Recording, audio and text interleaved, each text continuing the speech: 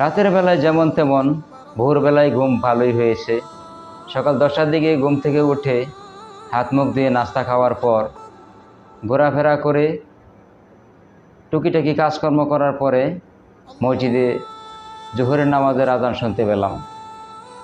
তারপরেও দুপুরের গোসল করে খাওয়া দাওয়া করে হেলা হেলা ঘোরাফেরা করে সময় পার করলাম। তারপর শুনি মসজিদে আসর নামাজের আজান শোনা যায়। আজান শোনার পর বাকি সময়টা হেলায় হেলায় অবহেলায় চলে যায়।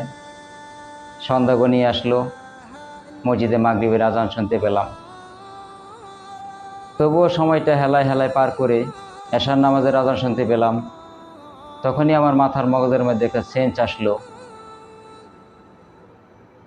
ফজর গেল ঘুমের মধ্যে, জোহর গেল হেলায় হেলায়, আসরও গেল হেলায় হেলায়, মাগরিব গেল অবহেলায়,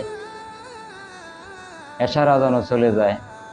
আর আমি যদি এখনই মারা যাই, আমার আল্লাহ পাক যদি আমার গুনার দিকে তাকায় দেখে, এই গুনাহ নিয়ে তো জান্নাতে যেতে পারবে না, জাহান্নামে যেতে হবে, তখন আমার কি হবে? এই চিন্তায় আমি অজ্ঞান হয়ে গিয়েছিলাম।